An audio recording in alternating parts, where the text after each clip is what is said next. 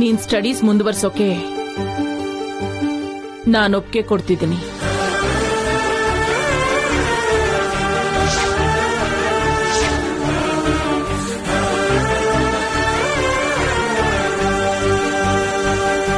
ಬೇಡ ಬಿಡಿಯತ್ತೆ.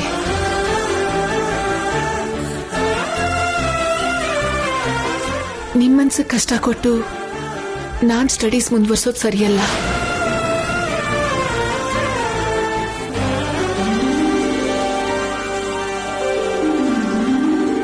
ನೋಡಮ್ಮ, ನನ್ನ ಮಗನ ಮನಸ್ಸಿಗೆ ಒಂದು ಚೂರು ಕಷ್ಟ ಕೊಡಲ್ಲ.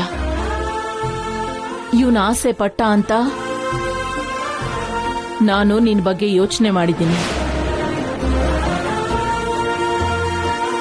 ನೀನ್ ಮೆಡಿಸಿನ್ ಕಂಪ್ಲೀಟ್ ಮಾಡಲೇಬೇಕು.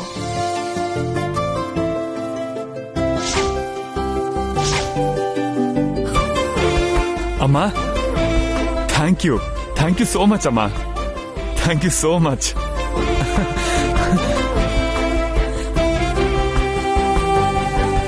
ಶಕುಂತಲಾ, ಮದ್ವೆ ಆದ ಹೆಣ್ಮಕ್ಳನ್ನ ಓದ್ಸೋದು ನಮ್ಮ ಮನೆ ಸಂಪ್ರದಾಯ ಅಲ್ಲಮ್ಮ. ಅಮ್ಮ ನಿರ್ಧಾರ ತಗೊಂಡ್ಮೇಲೆ ನಿಮ್ದೇನ್ ಮಾವ?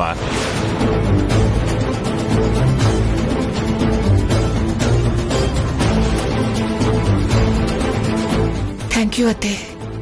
ನೀನು ಓದೋದ್ರ ಬಗ್ಗೆ ನನಗೆ ಯಾವ ಅಭ್ಯಂತರನೂ ಇಲ್ಲ.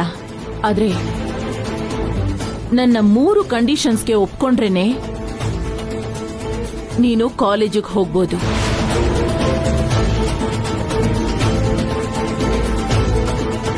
ಏನತ್ತೆ ಆ ಕಂಡೀಷನ್ಸ್? 1, ನೀನು ಕಾಲೇಜಲ್ಲಿ ಓದೋವಾಗ ಈ ಮನೆ ಗೌರವಕ್ಕೆ ತಕ್ಕ ಹಾಗೇನೆ ನಡ್ಕೋಬೇಕು. ಯಾವತ್ತೂ ಕೂಡ ಅದಕ್ಕೆ ಭಂಗ ತರಲೇಬಾರ್ದು.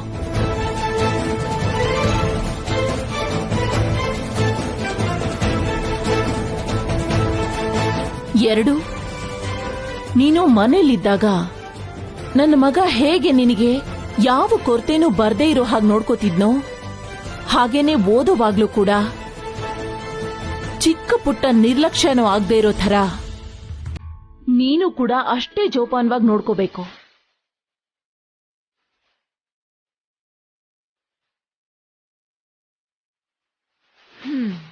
3ನೇದು ತುಂಬಾ ಮುಖ್ಯವಾದದ್ದು.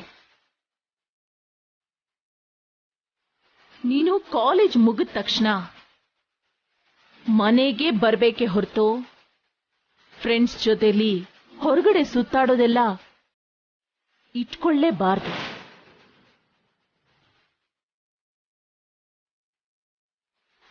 ಅಮ್ಮ, ನಾನೇ ರಾಧಿಕಾನ ಕಾಲೇಜಿಗೆ ಕರ್ಕೊಂಡು ಹೋಗಿ ನಾನೇ ಮನೆಗೆ ಕರ್ಕೊಂಡು ಬರ್ತೀನಿ. ನೀನ್ ಹೇಳ್ತಿರೋ ಥರಾನೇ ರಾಧಿಕಾ ಇರ್ತಾಳಮ್ಮ. ಅದನ್ನ ಹೇಳ್ಬೇಕಾಗಿರೋದು ನೀನಲ್ಲ ಕಂದ, ರಾಧಿಕಾ ಹೇಳ್ಬೇಕು. ಅತ್ತೆ, ನೀವು ನಿಮ್ಮ ಮಗನ ಎಷ್ಟೊಂದು ಪ್ರೀತಿಸ್ತೀರಾ ಅಂತ ನನಗೆ ಅರ್ಥ ಆಗಿದೆ.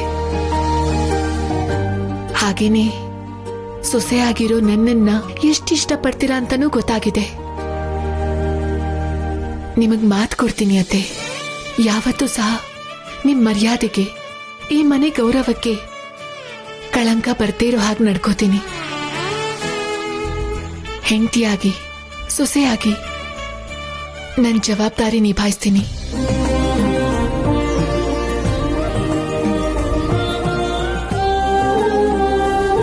ಸರಿ.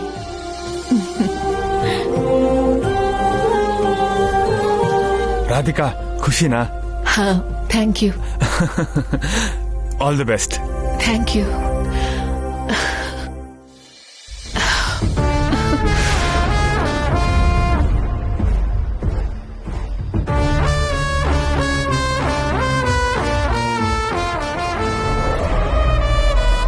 ಇದೇನಮ್ಮ ಕಥೆ ಈ ತರ ಅಡ್ಡದಾರಿ ಹಿಡಿದಿದೆ? ಅವಳು ಓದ್ತೀನಂದ್ರೆ ನಿಮ್ಮತ್ತೆ ಓದು ಅಂತಿದ್ದಾಳೆ. ಹಾಗನ್ ಮಾತ್ರಕ್ಕೆ ನಾವು ನೋಡ್ಕೊಂಡು ಸುಮ್ನೆ ಇರ್ತೀವೇನೆ? ಏನಾದ್ರೂ ಒಂದ್ ಮಾಡಿ ಅವಳು ಓದ್ತಾ ಇರೋದ್ನ ಮಧ್ಯದಲ್ಲೇ ನಿಲ್ಲಿಸ್ಬಿಡೋಣ.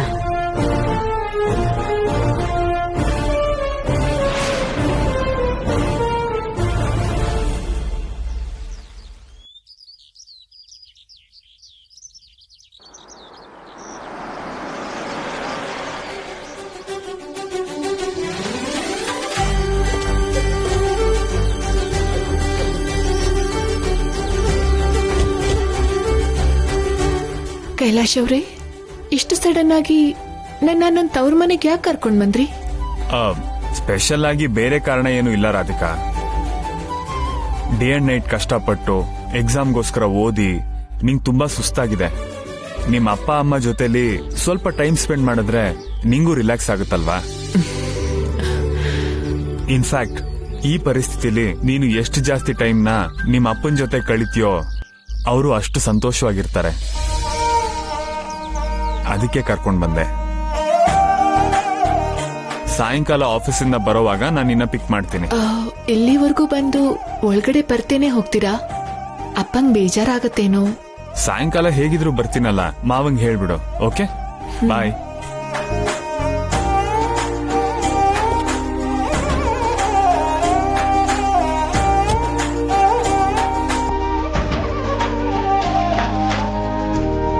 ಬಾಯ್ ರಾಧಿಕಾ. ರಾಧಿಕನು ಇದ್ದಿದ್ರೆ ಎಷ್ಟು ಚೆನ್ನಾಗಿರ್ತಿತ್ತಲ್ವಾ? ಹೌದು ಅಪ್ಪ. ಅಪ್ಪ,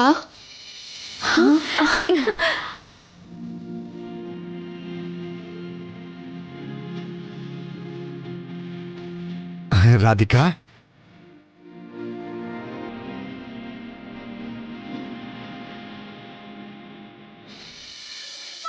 ರಾಧಿಕಾ, ಅಪ್ಪ,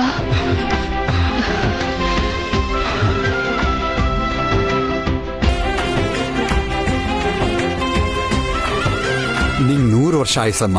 ಈಗ ತಾನೇ ನಿನ್ ಬಗ್ಗೆ ಮಾತಾಡ್ತಿದ್ವಿ, ನೀನ್ ಬಂದ್ಬಿಟ್ಟೆ. ಅಕ್ಕ, ಸಾಹೇಬ್ರು ಬರ್ಲಿಲ್ವಾ? ನನ್ನ ಇಲ್ಲಿಗೆ ಡ್ರಾಪ್ ಮಾಡಿ ಆಫೀಸಿಗೆ ಹೊರಟ್ರು. ಅದ್ಯಾಕಮ್ಮ, ಮನೆಗ್ ಬಂದು ಹೋಗಿದ್ರೆ ಚೆನ್ನಾಗಿರ್ತಿತ್ತು. ಅಪ್ಪ ಸಾಯಂಕಾಲ ಬರ್ತೀನಿ ಅಂದ್ರು. ನೀವ್ ಹೇಗಿದ್ದೀರಾ? ನಿಮ್ಮಾರು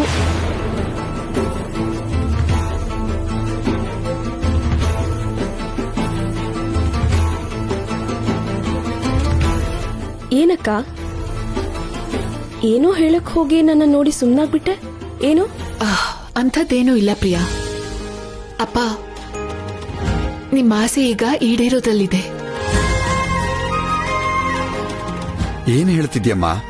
ಹೌದು ಅಪ್ಪ, ನಾನು ಮತ್ತೆ ಕಾಲೇಜ್ಗೆ ಹೋಗ್ತಿದ್ದೀನಿ.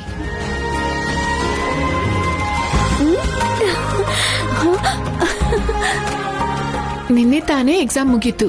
ನೀವ್ ಅನ್ಕೊಂಡ್ ಹಾಗೇನೆ ಮೆಡಿಸಿನ್ ಕಂಪ್ಲೀಟ್ ಮಾಡಿ ನಾನು ಡಾಕ್ಟರ್ ಆಗ್ತಾ ಇದ್ದೀನಿ.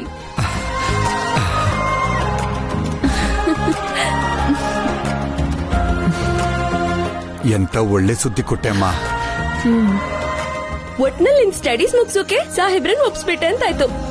ನಾನ್ ಒಪ್ಸಿದ್ದಲ್ಲ, ಅಪ್ಪನ ಆಸೆ ಈಡೇರ್ಬೇಕು ಅಂತ ಕೈಲಾಶ್ ಅವರೇ ನಿರ್ಧಾರ ತಗೊಂಡ್ರು.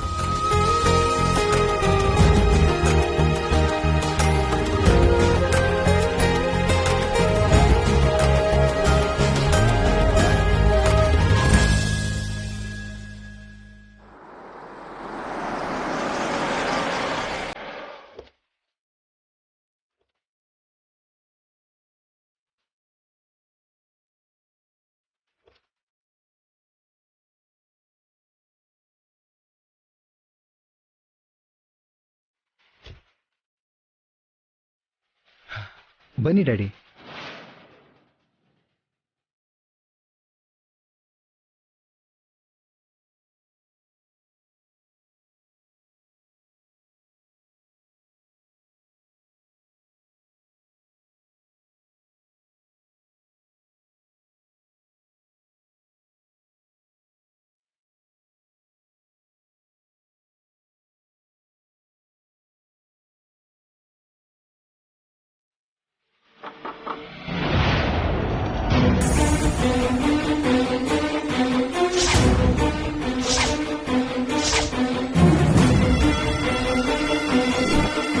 ಅಮರ್, ಅಮರ್,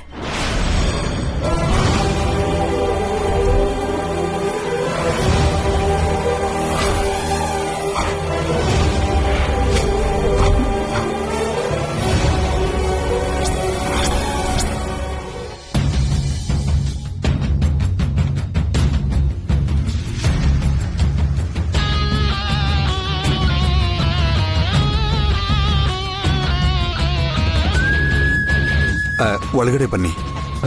ನಡೀರಿ. ಏನಿದು ಸಡನ್ ಆಗಿ? ಅಂಕಲ್, ನಮ್ ಡ್ಯಾಡಿ ಚಿಕ್ಕಮ್ಮ. ನಮಸ್ಕಾರ. ನಮಸ್ಕಾರಮ್ಮ. ನಮಸ್ಕಾರ. ನಮಸ್ಕಾರ. ಅಪ್ಪ ಕೃಷ್ಣಮೂರ್ತಿ ಅವರು, ಸುಜಾತ ಅವರು.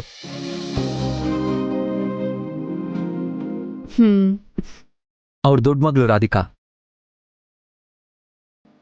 ಚಿಕ್ಕ ಮಗಳು ಪ್ರಿಯಾ.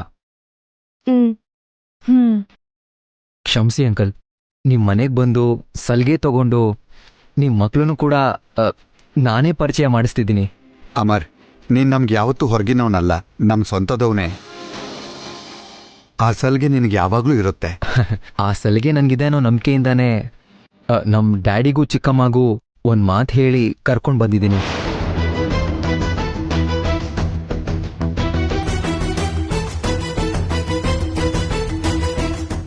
ಏನ್ ಹೇಳಿ ಅಮರ್ ಪೇರೆಂಟ್ಸ್ನ ಇಲ್ಲಿಗೆ ಕರ್ಕೊಂಡ್ ಬಂದಿರಬಹುದು. ಸರಿ ಸರಿ, ಮೊದಲು ಕೂತ್ಕೊಳ್ಳಿ, ಮಾತಾಡೋಣ ಬನ್ನಿ. ಕೂತ್ಕೊಳ್ಳಿ. ಹೇಳಿ. ತಂದೆ ತಾಯಿಯಾಗಿ ಹೀಗೆ ಬಂದು ಹೇಳೋದು ಕರೆಕ್ಟೋ ಅಲ್ವೋ ಗೊತ್ತಿಲ್ಲ. ನಮ್ಮ ಮಗ ಅಮರ್ ನಿಮ್ಮ ಚಿಕ್ಕ ಮಗಳು ಪ್ರಿಯಾನ ಮದುವೆ ಆಗಬೇಕು ಅಂತಿದ್ದಾನೆ.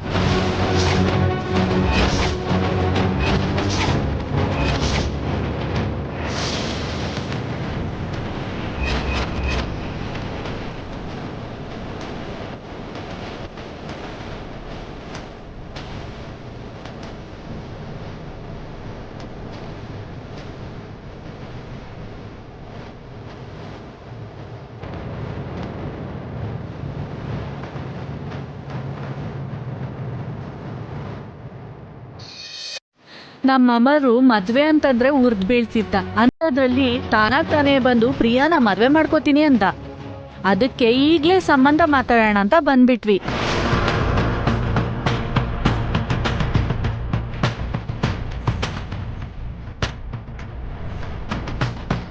ನೀವು ತುಂಬ ಒಳ್ಳೆಯವರು, ನಿಮ್ಮದು ತುಂಬ ಒಳ್ಳೆ ಕುಟುಂಬ ಅಂತ ಅಮರ್ ಯಾವಾಗಲೂ ಹೇಳ್ತಾ ಇರ್ತಾನೆ.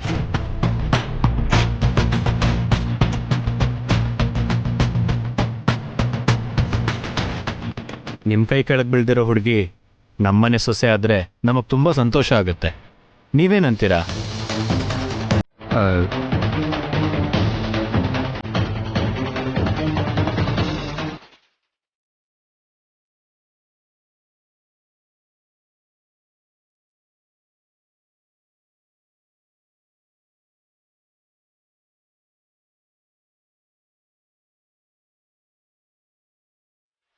ಅಮರ್ ಯಾಕೆ ಹೀಗೆ ಮಾಡ್ತಿದ್ದಾನೆ?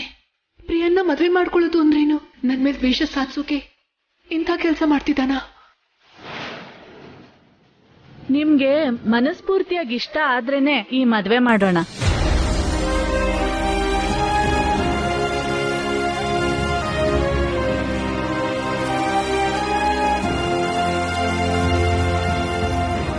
ನೀವು ಕೂತಿರಿ, ನಾನು 2 ನಿಮಿಷ ಬರ್ತೀನಿ. ಪ್ರಿಯಾ, ನನ್ ಜೊತೆ ಬಾಮ್ಮ. ರಾಧಿಕಾ, ನೀನು ಬಾ.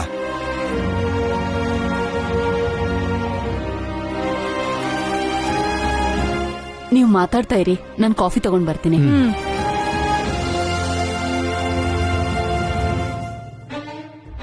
ಮದುವೆ ಅನ್ನೋದು ದೊಡ್ಡವರು ತಗೊಳ್ಳೋ ನಿರ್ಧಾರದ ಮೇಲೆ ನಿಲ್ಬಾರ್ದು. ಮದುವೆ ಆಗೋರ್ಗೂ ಇಷ್ಟ ಇರಬೇಕು, ಮನೆಯವರೆಲ್ಲ ಒಪ್ಕೋಬೇಕು. ನನ್ನ ದೃಷ್ಟಿಲಿ ಅಮರ್ ತುಂಬಾ ಒಳ್ಳೆಯವನು, ಯೋಗ್ಯವಾದವನು.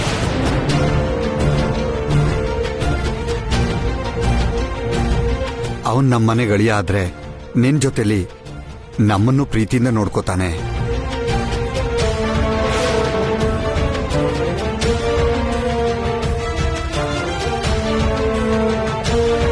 ತಗೊಳ್ಳಿ.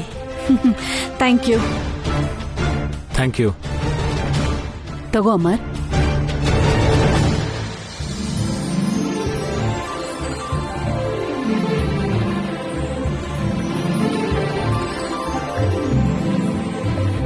ನಾನು 1 ನಿಮಿಷ ಬರ್ತೀನಿ. ಹಾ,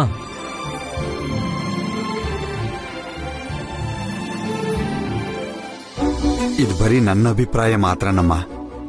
ಮದುವೆ ಆಗೋದ್ ನೀನು. ನಿನಗೇನನ್ಸುತ್ತೆ ಹೇಳಮ್ಮ. ನಿಮಗ್ ಮುಂಚೆನೆ ಹೇಳಿದ್ದೆ ಅಪ್ಪ, ನನ್ ಮದ್ವೆ ವಿಷಯದಲ್ಲಿ ನಂಗಿಂತ ನೀವೇ ಚೆನ್ನಾಗಿ ಯೋಚನೆ ಮಾಡ್ತೀರಾ. ದೇವದಾಸ್ನ ಚೆನ್ನಾಗಿ ಗಮನಿಸಿದೀನಿ, ಒಳ್ಳೆಯವನೇ. ನಿಮ್ಗೂ ಅಮ್ಮಂಗೂ ಹಿಡ್ಸಿದ್ರೆ ಮದ್ವೆ ಆಗೋದಿಕ್ಕೆ ನಂಗೇನ್ ಅಭ್ಯಂತರ ಇಲ್ಲ. ಏನ್ ತೀರ್ಮಾನ ಮಾಡಿದ್ರಿ? ಸದ್ಯಕ್ಕಂತೂ ಅಭಿಪ್ರಾಯ ಮಾತ್ರ ತಿಳ್ಕೊತಾ ಇದ್ದೀನಿ. ನೀನೇನಂತ್ಯ? ಮೊದಲನೇ ಪರಿಚಯದಲ್ಲೇ ಅಮ್ಮಾರ್ ನಮ್ಮೆಲ್ರಿಗೂ ತುಂಬಾ ಹತ್ರ ಆಗಿದ್ದಾನೆ. ಆಡೋ ಮಾತಲ್ಲಿ ಅಭಿಮಾನ ಕಾಣುತ್ತೆ, ಕಷ್ಟ ಬಂದಾಗ ಹೆಗ್ಲು ಕೊಡೋ ಜವಾಬ್ದಾರಿ ಕಾಣಿಸುತ್ತೆ. ಅವನ್ನ ಮದ್ವೆ ಮಾಡ್ಕೊಂಡ್ರೆ ಪ್ರಿಯಾ ಸಂತೋಷವಾಗಿರ್ತಾಳೆ ಅನ್ನೋದಕ್ಕೆ ಇನ್ನೇನ್ ಬೇಕು ರೀ?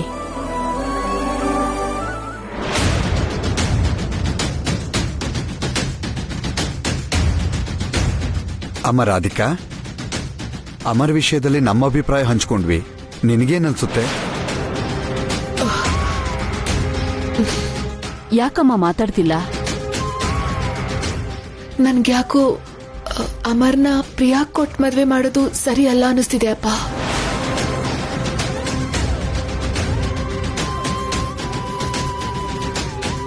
ಬೇಡ ಅನ್ನೋದಕ್ಕೆ ಕಾರಣ ಇರ್ಬೇಕಲ್ಲಮ್ಮ. ಅದೇನಂತ ಹೇಳು. ಅಪ್ಪ, ಅವನು ಯಾವುದೋ ಹುಡುಗಿನ ಲವ್ ಮಾಡಿದ್ದಾನೆ. ಆ ಪ್ರೀತಿ ಫೇಲ್ ಆಗಿದೆ. ಅಂತ ಹುಡುಗಂಗೆ ಪ್ರಿಯನ್ ಕೊಟ್ಟು ಮದ್ವೆ ಮಾಡಿದ್ರೆ? ನೋಡಮ್ಮ ರಾಧಿಕಾ, ಪ್ರೀತಿ ಅನ್ನೋದು ಕೆಟ್ಟ ಅಭ್ಯಾಸನೂ ಅಲ್ಲ, ಚಟನೂ ಅಲ್ಲ. ಮನಸ್ಸಲ್ಲಿ ಹುಟ್ಟೋ ಭಾವನೆ. ಇವಾಗ ಹೇಗಿದ್ರು ಆ ಹುಡುಗಿ ಅಮರ್ ಜೀವನದಲ್ಲಿಲ್ಲ.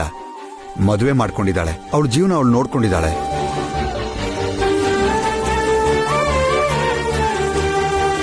ಪ್ರೀತಿ ಬೆಲೆ ಗೊತ್ತಿರೋನು ಹೆಂಡತಿನ ಚೆನ್ನಾಗಿ ನೋಡ್ಕೋತಾನೆ. ಏನು ಅಂದ್ರೆ ನಾವು ಮಾತ್ರ ಅಲ್ಲ, ಅಳಿಯಂದ್ರು ಮತ್ತೆ ಅತ್ತಿಗೆಯವ್ರ ಅಭಿಪ್ರಾಯನೂ ಕೇಳ್ಬೇಕು. ಅವ್ರನ್ನ ಇಷ್ಟೊತ್ ಸುಮ್ನೆ ಕೂರ್ಸಿ ನಾವಿಲ್ ಮಾತಾಡ್ತಾ ಇದ್ರೆ ಚೆನ್ನಾಗಿರಲ್ಲ ರೀ. ಯೋಚನೆ ಮಾಡಿ ಹೇಳ್ತೀವಿ ಅಂತ ಹೇಳಿ.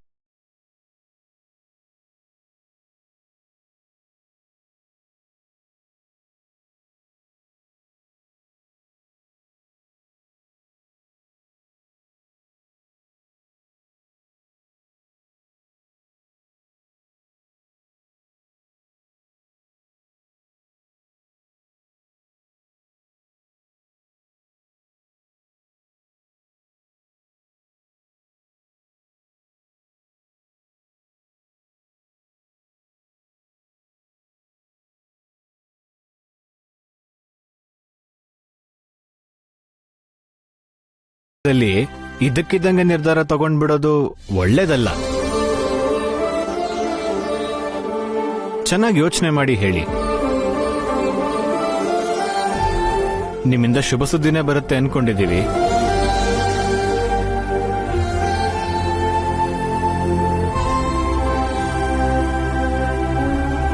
ಹೋಗ್ ಬನ್ನಿ.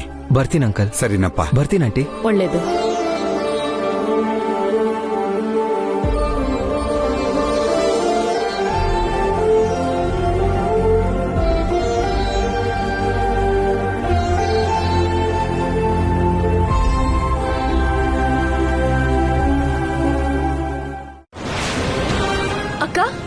ಅಕ್ಕ ಏನಕ್ಕ? ಪ್ರಿಯಾ, ಮದ್ವೆ ಅನ್ನೋದು ಜೀವನ್ ಪರ್ಯಂತ ಇರೋ ಸಂಬಂಧ. ಆತ್ರ ಪಟ್ಟು ನಿರ್ಧಾರ ತಗೊಂಡ್ರೆ ಪ್ರತಿದಿನ ನೊಂದ್ಕೋಬೇಕಾಗತ್ತೆ. ಅಮರ್ ಒಳ್ಳೆಯವನು ಅಂತಾನು ಅಪ್ಪಂಗ್ ಹಿಡ್ಸಿದಾನೆ ಅಂತಾನೂ ಅಲ್ಲ. ಅಮರ್ ನಿನ್ಗೆ ಸರಿ ಅಲ್ಲ ಅಂತ ನನಗನ್ನಿಸ್ತಿದೆ. ಚೆನ್ನಾಗಿ ಯೋಚನೆ ಮಾಡು ಪ್ರಿಯಾ. ಲವ್ ಫೇಲ್ಯೂರ್ ಆಗಿದೆ ಅನ್ನೋದೊಂದ್ ಕಾರಣ ಬಿಟ್ರೆ ಎಷ್ಟೇ ಯೋಚನೆ ಮಾಡಿದ್ರು ಸರಿ. ಅವ್ರನ್ನ ಬೇಡ ಅನ್ನೋದಿಕ್ಕೆ ಇನ್ಯಾವ್ದಾದ್ರೂ ಬಲವಾದ ಕಾರಣ ಹೇಳ್ತೀಯ ಅಕ್ಕ?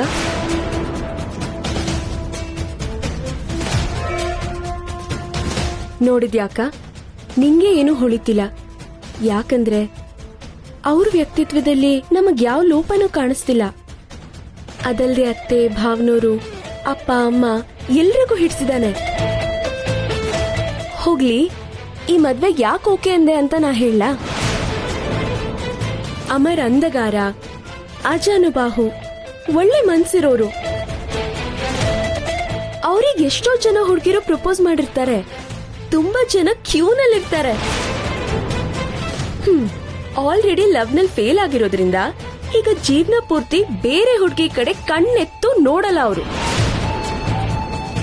ಹೆಂಡತಿನ ಮಾತ್ರನೇ ಪ್ರೀತಿಯಿಂದ ನೋಡ್ಕೋತಾನೆ. ಬೇರೆ ಏನಾದ್ರೂ ಇದ್ರೆ ನಾನ್ ಸರಿ ಮಾಡ್ಕೋತೀನಿ. ಹಾಗಲ್ಲ ಪ್ರಿಯಾ. ನೋಡಕ್ಕ, ಅಮರ್ನ ಬೇಡ ಅಂತ ನೀನ್ ಯಾಕೆ ಇಷ್ಟ ಪಟ್ಟು ಹಿಡಿತಿದ್ಯೋ ನಂಗಂತೂ ಗೊತ್ತಾಗ್ತಿಲ್ಲ.